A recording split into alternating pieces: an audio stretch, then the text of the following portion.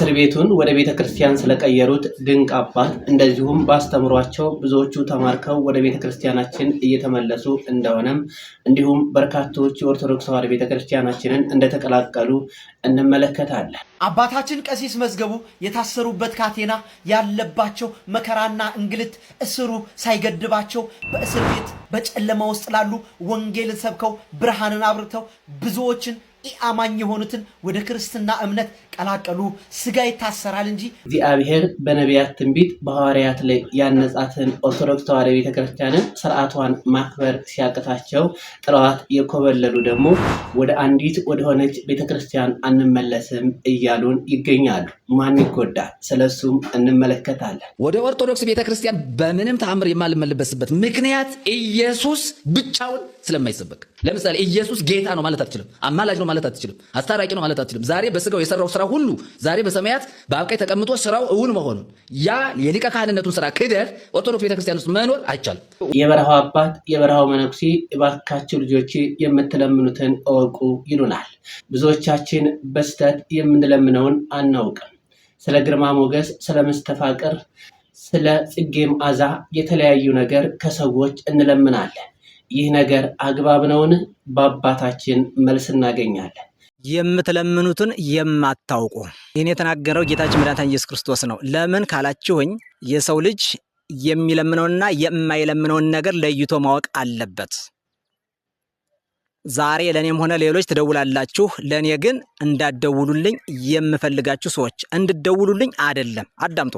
እንዳትደውሉልኝ የምፈልገው ሰዎች አንደኛ ለአየረ ጴጥሮስ መከላከያ ስጠን የምትሉ ሰዎች፣ እኛ መንፈሳዊ አባት እንጂ ጠንቋዮች አይደለንም።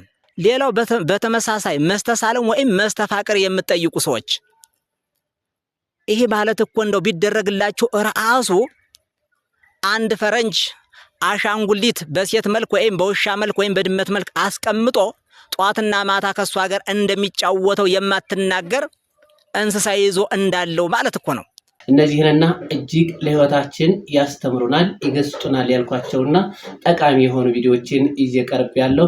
ሁላችሁም ይህን ቪዲዮ ላይክ፣ ሰብስክራይብ፣ ሼር በማድረግ ለበርካቶች አደርሱት። ቀጥታ ወደ ቪዲዮቹ እንሄዳለን። እስር ቤቱን ወደ ቤተክርስቲያን የቀየሩት ድንቅ አባት። እንደሚታወቀው እኛ አባት ከአርሲው ጉዳይ ጋር በተያያዘ ወደ እስር ቤት መውረዳቸው ይታወቃል።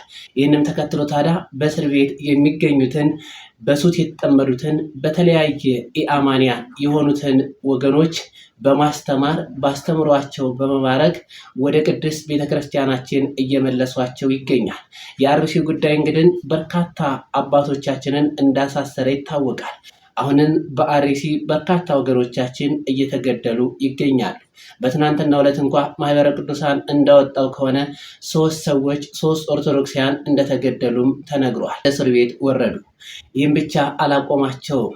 እሳቸው በእስር ቤት ሆነው ቸሩ እግዚአብሔርን ማስተማር ጀመሩ። ወንጌልን መስበክ ጀመሩ።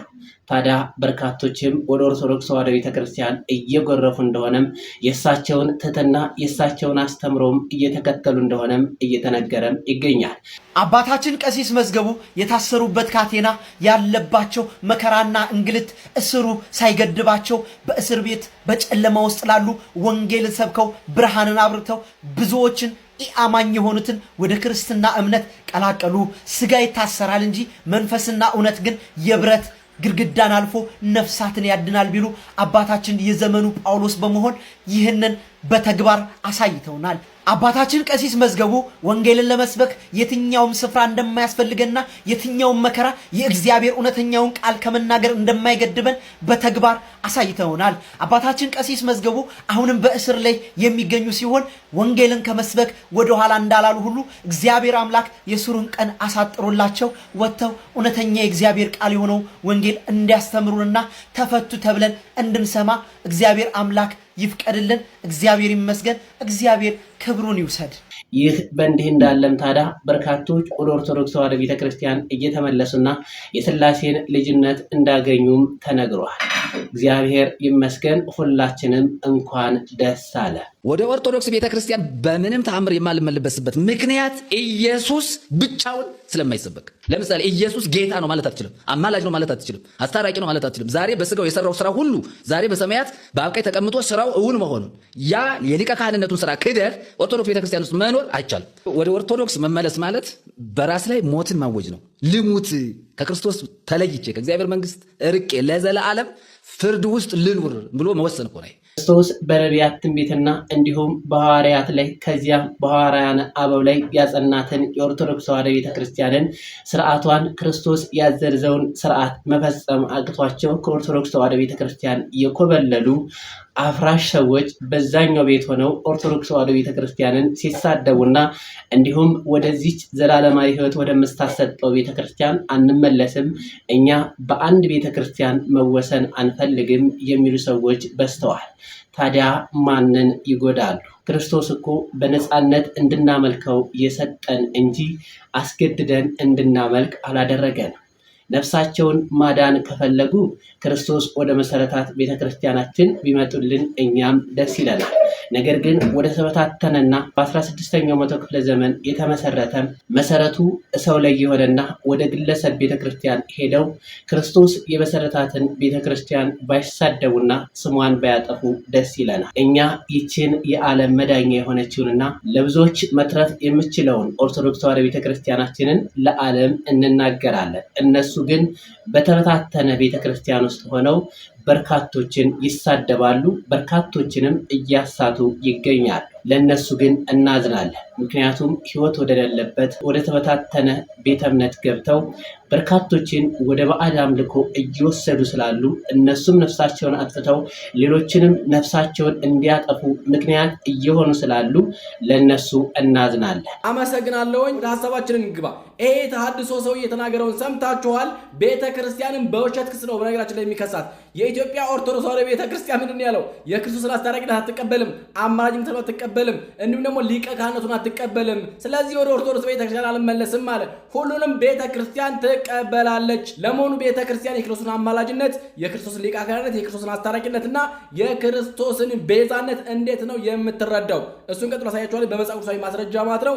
የትም መነቃነቅ የለም። ሁላችሁ ተከታተሉኝ እስኪ።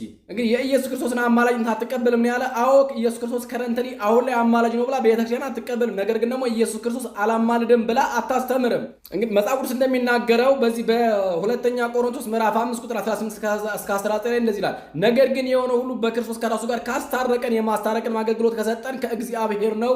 እግዚአብሔር በክርስቶስ ነው ዓለሙ ያስታርቅ ከራሱ ጋር ያስታርቅ ነበርና ያለ ይቀጥላል። የማስታረቅን ቃል በእኛ ላይ ያደረገ ይላል። እንደውም አገልግሎቱን በእኛ ላይ ያደረገ ይላል። ስለዚህ ኢየሱስ ክርስቶስ በመስቀል ላይ እያለ አማልዶናል፣ አስታርቆናል። ከማን ጋር? ከራሱ እንዲሁም ደግሞ ከባሕርይ ሕይወቱ ከመንፈስ ቅዱስና ከባሕርይ አባቱ ከእግዚአብሔር ጋር አስታርቆናል። ይህንም ቤተ ክርስቲያን አትክደውም። የውሸት ክስ ነው ይህን የሚናገሩት ማለት ነው። ሌላ እንግዲህ አማላጅነቱን በዚህ ልክ ነው የምንናገረው ማለት ነው። ከራሱ ከመንፈስ ቅዱስና ከአብ ጋር አማልዶናል። ምንም ጥያቄ የለውም። በዕለተ ዓርብ አማልዷል። አሁን ላይ ግን እያማልድ ይኖር ማለት ግን አይደለም። ይሄ ተረት ውሸት ነው፣ ስህተት ነው። ሲጀመር ከዙፋኑ ስለተቀመጠ ማለት ነው፣ በቀደመ ክብሩ ስለተቀመጠ አሁን ላይ የሚማልድ ነው ማለት አይደለም። ስለኛ የወርቃል ይነሳል እንደው ይቅርታ ይለምናል ማለት አይደለም። አሁን ላይ ይሄንን ቤተክርስቲያን አትቀበልም። አሁን የሰተ አስተምሮ ስለሆነ ማለት ነው። ነገር ግን ደግሞ አስታራቂነት ነው። በዚህ ልክ ነው የምትቀበለው። ቤተክርስቲያን እንዳስታረቀ በደንብ አድርጋ ታምናለች። እንዲሁም ደግሞ ሊቀ ካህንነቱን አትቀበልም የሚሉት ነገርም አለ። ሊቀ ካህንነቱን በደንብ አድርጋ ነው የምትቀበለው። በብሉይ ኪዳን የነበሩ ሊቃነ ካህናት በዓመት አንድ ቀን ወደ ቅድስተ ቅዱሳን እየገቡ የኃጢአት ማስተሰሪያ የበግ ደም ወይም ደግሞ የፍየል ደም ያቀርቡ ነበር፣ የጠቦት ደም ያቀርቡ ነበረ። ነገር ግን ደግሞ ይሄ ነገር ደግሞ ዓለምን ፈጽሞ ማዳን ስላልቻለ የሰው ልጅ ከኃጢአት ሊያነጹ ስላልቻለ እግዚአብሔር ወልድ ራሱን መስዋዕት አድርጎ አቀረበ። ይሄ ነው መጽሐፍ ቅዱስ እንደዚህ ይናገራል። ዕብራውያን ምዕራፍ 4 ቁጥር 14 እስከ 15 እንደዚህ ይላል። እንግዲህ በሰማያት ያለፈ ታላቅ ሊቀ ካህናችን የእግዚአብሔር ልጅ ኢየሱስ ስላለን ሃይማኖታችንን አጽንተን እንጠብቅ። ከኃጢአት በቀር በነገር ሁሉ እንደኛ የተፈተነ ነው እንጂ በድካማችን ሊራራ የማይችል ሊቀ ካህን የለንም ይላል። ስለዚህ ኢየሱስ ክርስቶስ ከኃጢአት በቀር እንደኛ የተፈተነ ሊቀ ካህናችን አለበት። ያውም በድካማችን የሚራራ ማለት ነው፣ እንደ ሰዎች አይደለም። እንዲሁም ደግሞ ዕብራውያን ምዕራፍ 9 ቁጥር 11 እስከ 13 ደግሞ እንደዚህ ይላል። ነገር ግን ክርስቶስ ይመጣ ዘንድ ላለው መልካም ነገር ሊቀ ካህናት ሆኖ በገዛ ደሙ ወደ ቅድስት አንድ ጊዜ ፈጽሞ ገባ እንጂ በፍየሎችና በጥጃዎች ደም አይደለም፣ የዘላለም ቤዛነትን አገኘ ይላል። ስለዚህ ኢየሱስ ክርስቶስ በፍየሎችና በጠቦቶች ወይም ደግሞ በጥጃዎች አይደለም። እንደ ብሉይ ኪዳን ስርዓት አይደለም። ኢየሱስ ክርስቶስ ሊቀ ካህንነቱ ማለት ነው። እንደ መልከ ጼዴቅ ያለ ሊቀ ካህንነት ነው ያለው ኢየሱስ ክርስቶስ ማለት ነው። ሌላም ደግሞ እንደዚህ በዕብራውያን ምዕራፍ 7 ቁጥር 24 እስከ 25 እንደዚህ ይላል፣ ነገር ግን ለዘላለም የሚኖር ስለሆነ የማይለወጥ ክህነት አለው፣ ስለ እነርሱ ሊያማልድ ይላል። ይሄ ነው ብዙ ጊዜ ሜንሽን የሚያደርጉት ማለት ነው። ነገር ግን ደግሞ አንድ ጊዜ ስላቀረበ መስዋዕት ነው እዚህ ጋር ሊያማልድ የሚለው ራሱ ማለት ነው። አንድ ጊዜ የፈጸማት የማማልድ ስራ ነች ይቺ ለዘላለም የምትኖረው ማለት ነው። ወይም ደግሞ በፈጸም የማስታረቅ ቃል ነው። ለዘላለም በህይወት ይኖራል ይላል። እነሱ ምንድነው የሚሉት? አሁን ላይ በህይወት ስለሚኖር ኢየሱስ ክርስቶስ ስለኔ ምን ይላል? ይማልድልኛል ይላሉ። ነገር ግን ደግሞ እዛ ላይ በዕለት ዓርብ ስለሰራው ስለ መስቀል ስራ ነው የሚናገረው ቅዱስ ጳውሎስ ማለት ነው። ስለዚህ አንድ ጊዜ ያችን ነገር ፈጽሟል። አሁን ላይ በሰማያት በክብሩ በግርማው ቀኝ ተቀምጧል። አለቀ። ስለዚህ የኢየሱስ ሊቀ ካህናት በዚህ ልክ ነው የምንረዳው። ቤተክርስቲያን የምትረዳው በዚህ ልክ ነው። አስታራቂነቱንም በዛ ልክ ነው የምትረዳው። ከአብ ከወልድ ከመንፈስ ቅዱስ ጋር ከራሱም ጋር አስታርቆናል፣ በደላቸውን አይቆጥርባቸውም ነበር ይላል። ያለፈ ነገር ነው። አንድ ጊዜ የተፈጸመ ነገር ነው። አሁን ላይ ከረንትን የሚደረግ ነገር አለ። አሁን ላይ ስለኛ የሚማልደው ነገር ምንም በተአምር የለም። ይልቁን ደግሞ ስለኛ ቅዱሳን ናቸው ስለኛ የሚማልዱት። እንደው ኢየሱስ ክርስቶስ ቤተክርስቲያን ስለማትሰብከው ኢየሱስ ብቻ ስለማይሰበክ ወደ ኦርቶዶክስ አልመለስም ብሏል። አዎ ኢየሱስ ብቻ ለምሰብካለች። አብም አለ መንፈስ ቅዱስም አለ፣ ቅዱሳን አሉ፣ ሰማዕታት መላእክት አሉ። ስለ እነሱም ደግሞ እንናገራለን፣ ስለ ክርስቶስ እንሰብካለን። በዚህ ልክ ነው እኛ ቤተክርስቲያን የምታስተምረው ማለት ነው። የእግዚአብሔርን ቸርነት የክርስቶስ ደግሞ ያደረገልን የማዳን ስራ፣ በተለየ ደግሞ እግዚአብሔር ወልድ ያደረገልን የማዳን ስራ ያደረገልን የእርቅ ስራ ደግሞ እሱን ደግሞ ትናገራለች፣ ቤተክርስቲያን ትሰብካለች ማለት ነው። ስለዚህ እነዚህ ሰዎች የሚናገሩት የሚከሱት ክስ የሐሰት ስለሆነ ልንሰማቸው አይገባም። ኦርቶዶክሳውያን በድጋሚ አካውንቱን ፎሎ ቪዲዮ ደግሞ ጂጋብታ ሼር ኮፒ ሊንክ ሪፖስት። ወንድሞቻችንን እናመሰግናለን። ቃለ ሕይወት ያሰማል። በጣም አድሏዊ የሆነ ፈጣሪ መጽሐፍ ቅዱስ ውስጥ ላሳየ ይችላለሁ። የሚያደላ ማለት ነው። አንዱን ሲያሳድድ ግን የትርጓሜና የኢንተርፕሬቴሽን አንተን ማን ነው የምትተረጉመው? ለምሳሌ ይሄውልህ መጽሐፍ ቅዱስ ላይ ሲቀመጥ እግዚአብሔር ይሄ ቃሌ ነው ብሎ አስቀምጧል። አንተ እንዴት ነው የምትተረጉመው? አንተማ ከተረጎምከው ያንተን ሐሳብ እየነገርከኝ። የመጽሐፍ ቅዱስ ያነባብና ያተረጓጉም አለ። ለምሳሌ እኮ አንተ ነህ የምታምነው፣ እኔ አላምነውም። እሱ አላምነውም፣ ለአንተ ነው የሚሰራው። ለምሳሌ ሁሉም ሰው በራሱ የሚተረጉም ከሆነስ አንተስ ከተረጎምከው እኔ የማልተረጉምበት ሪዝን ምንድን ነው? ሰዎች ስለ መጽሐፍ ቅዱስ ሲያወሩ አንድ መረዳት ያለባቸው ነገር አለ። መጽሐፍ ቅዱስ እንደ ሌሎች ሃይማኖቶች ከአማኞቹ የሚቀድም መጽሐፍ አይደለም። የትኛውም የመጽሐፍ ቅዱስ ክፍል ከአማኞቹ አስቀድሞ የተጻፈ አይደለም። ይልቁንም አማኞቹ የነበሩት ወይንም ኮሚዩኒቲ የነበረውና ለዛ ኮሚዩኒቲ የተጻፈ ጽሑፍ ነው። ስለዚህ ያ መጽሐፍ ለማያምኑ ሰዎች የተጻፈ አይደለም ማለት ነው። እንዲሁ ጽሑፉ ብቻ ወርዶ ከዛ እሱን እያነበቡ ሰዎች የሚያምኑበት ሳይሆን አስቀድሞ የሚያምኑ ሰዎች የነበሩት ከዛ ለነዛ ለሚያምኑ ሰዎች ደግሞ ይመሩበት ዘንድ የተሰጣቸው መጽሐፍ ነው። የብሉይ ኪዳንም ሆነ የአዲስ ኪዳን መጽሐፍት ማለት ነው። ይህንን ማወቅ በጣም አስፈላጊ የሆነው ለምንድን ነው? ወንድማችን አሁን እንዳለው መጽሐፍ ቅዱስን ሁሉም ሰው እንደፈለገ መተርጎም በፍጹም አይችልም። መጽሐፍ ቅዱስን መተርጎም የሚችለው ያ የተጻፈለት ኮሚዩኒቲ ብቻ ነው። ለምሳሌ በአዲስ ኪዳን ለቤተ ክርስቲያን ነው መጽሐፍት የተጻፉት፣ ለክርስቲያኖች ነው የተጻፉት።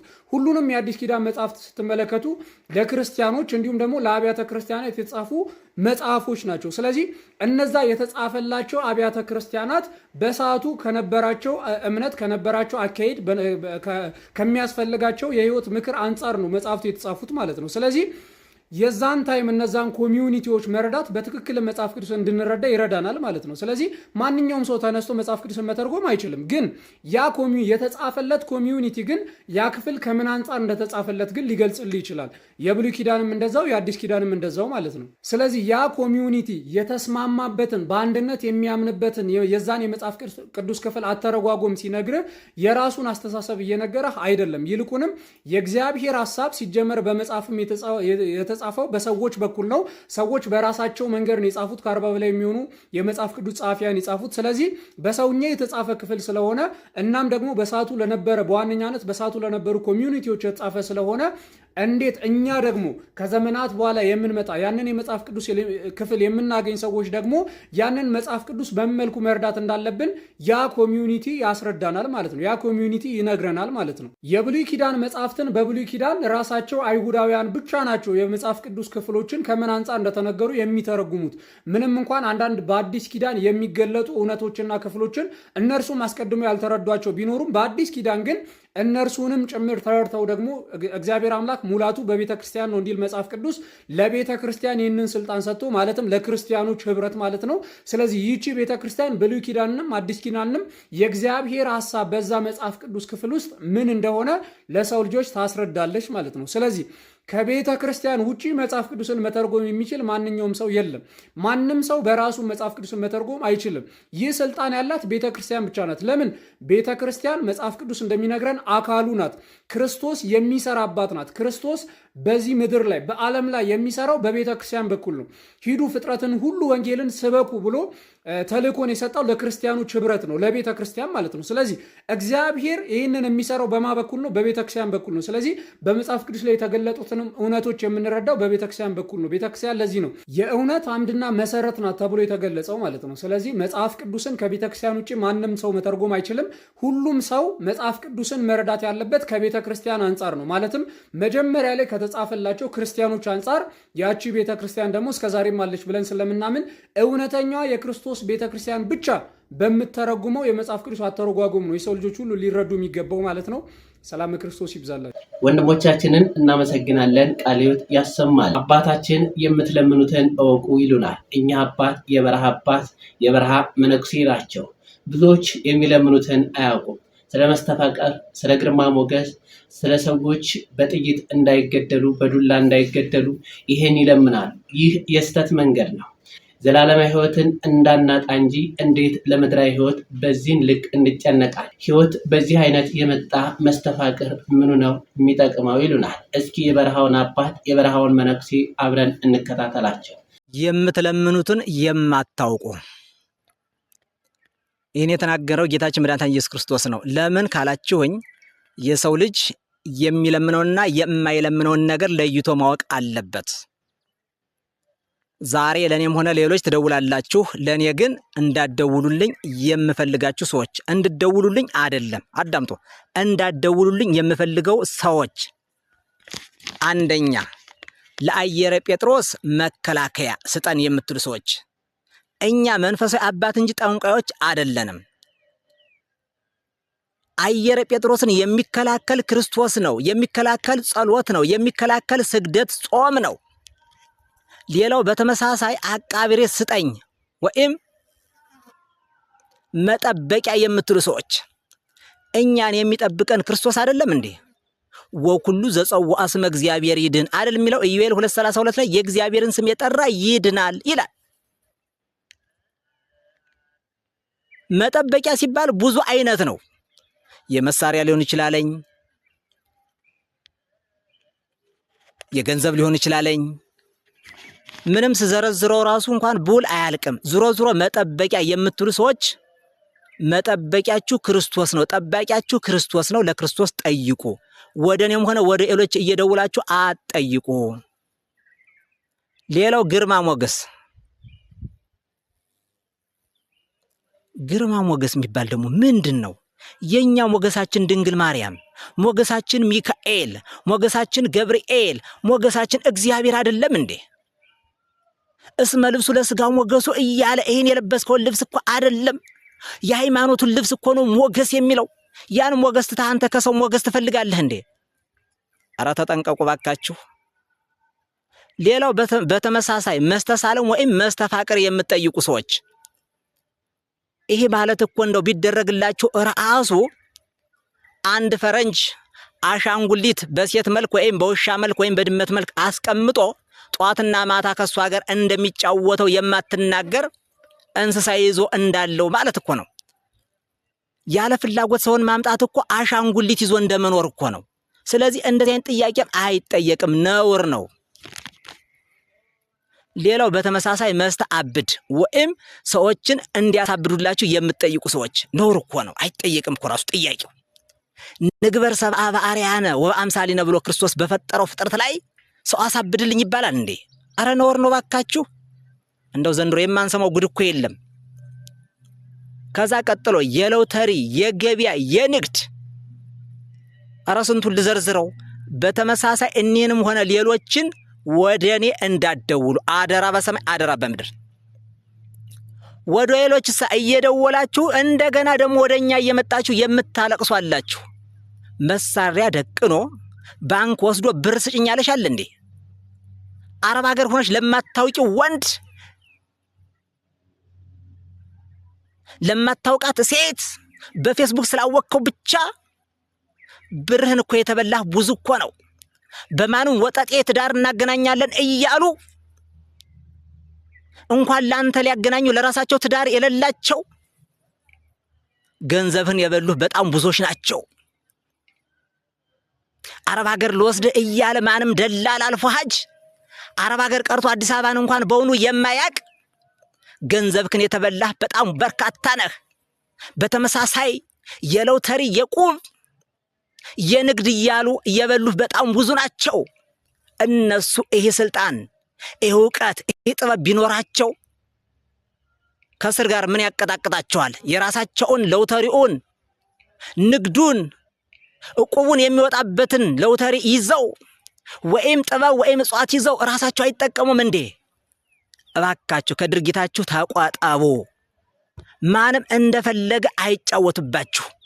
ምክር ከሆነ ደውሉልን ብለናል። ያ ማለት ደግሞ እኛ በቅተን ከእናንተ ተሽለን አይደለም። ሰው አይደለም ከሰው ጋር ከዛፍ ጋር ራሱ እንኳን ይማከራል አይደለም እንዴ? ለምክር ያህል ነው እንጂ ወጣ ያለ ጥያቄ አጠይቁ። እየሰማችሁ ነው? እንደገና ሰዎችን ለዩ። እንደው ከዚህ ጋር ቲክቶክ ላይ የሚመጣው ሁሉ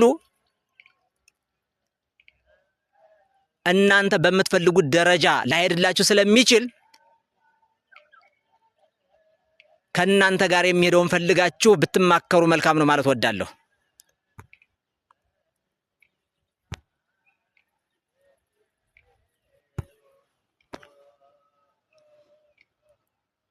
መምህራችንን እናመሰግናለን። ቃለ ሕይወት ያሰማልን። ውድ ኦርቶዶክሳውያን እስከ ሰዓት ድረስ አብራችሁ ስለቆያችሁ አመሰግናለሁ።